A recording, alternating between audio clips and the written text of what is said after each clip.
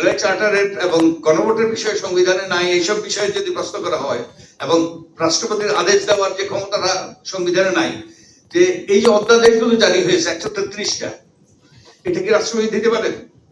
এটাও দিতে পারেন না, এটাও দিতে পারেন না। কারণ রাষ্ট্রপতি আদেশ দিতে হলে প্রধানমন্ত্রীর সুপারিশে, রাষ্ট্রপতি যদি অধ্যাদেশ জারি করতে যে কোনো সিদ্ধান্ত, দুটো ক্ষেত্র ছাড়া, প্রধান বিচারপতি নিয়োগ আর ওই যে প্রধানমন্ত্রী নিয়োগ আর কোনটা, প্রধান বিচারপতি আর প্রধানমন্ত্রী নিয়োগ ছাড়া আর সব ক্ষেত্রে রাষ্ট্রপতিকে প্রধানমন্ত্রীর সুপারিশ ক্রমে, তো সুপারিশ ছিল কোথায়? তো ওটাও তো তাহলে সংবিধান বহির্ভূত। তো আদেশটাও ওই রকম জনগণের অভিপ্রায়ের প্রতিফলন এটা। আর আরেকটা কথা আমি শেষ করব, ওই যে দুটো কথা বলি। একটা হলো এই যে আমাদের কিনোট অ্যাড্রেস যিনি দিয়েছেন, ওনার একটা কথা আরেকটু স্পষ্টতার জন্য, যে এই যে যে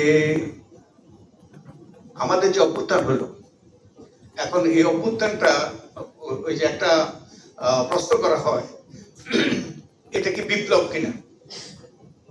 তো বিপ্লবের সংজ্ঞা কি? ইনফ্যাক্ট ওই যে কি ওই যে আপনারা ল ডিকশনারি ব্যবহার করেন, ব্ল্যাকস ল ডিকশনারি, ওই ব্ল্যাকস লতে বিপ্লবের সংজ্ঞা হলো যেটা সফল ওটাই বিপ্লব, আর যেটা সফল না হয় ওটা বিদ্রোহ, ওটার জন্য ওই যে you'll be hanged.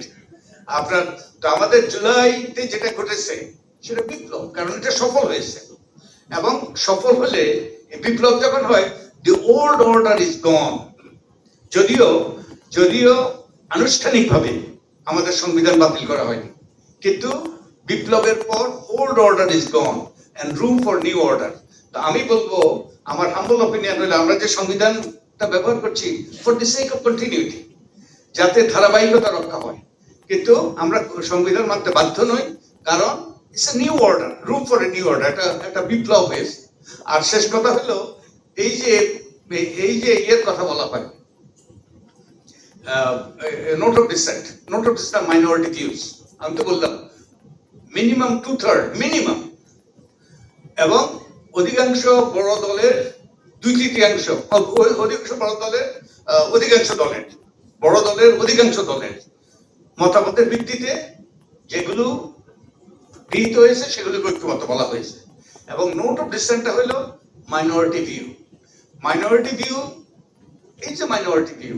It's noted in the ইয়েতে কি বলে প্রসিডিংসে। আমি একটা উদাহরণ দিই, আমরা নির্বাচন সংস্কার কমিশনের আমি প্রধান ছিলাম, আমাদের সেখানে একটা প্রশ্ন ছিল, এই যে স্থানীয় সরকার নির্বাচন, এটা কি সরাসরি হবে না পরোক্ষভাবে হবে? কিছু কিছু লোক মনে করে পরোক্ষ নির্বাচন হওয়া উচিত।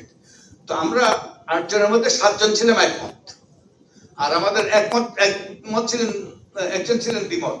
তিনি হলেন বিখ্যাত আমার অতি ঘনিষ্ঠ বন্ধু, তিনি আর আমাদের মধ্যে বেছে নেই প্রফেসর তোফায়েল আহমদ। তো আমাদের সিদ্ধান্তটা কি ছিল? আমাদের সিদ্ধান্তটা ছিল প্রত্যক্ষভাবে নির্বাচন হবে।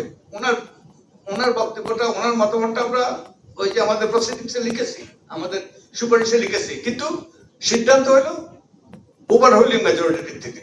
ঠিক তেমনি ভাবে এই 84 বিষয় ওভারহোলিং মেজরিটির ভিত্তিতে, আর বাকিগুলো হলো মাইনরিটি ভিউ। হ্যাঁ, তারা ভিউ সবাই জানলো।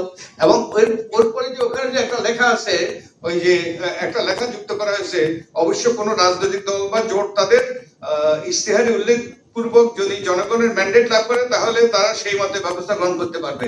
সেটা ইনকনসিকুয়েন্সিয়াল, কারণ ওটা মাইনরিটি ভিউ। ওটা কি লেখা থাকুক তাতে কিছু আসে যায় না। That's not consequential in my view.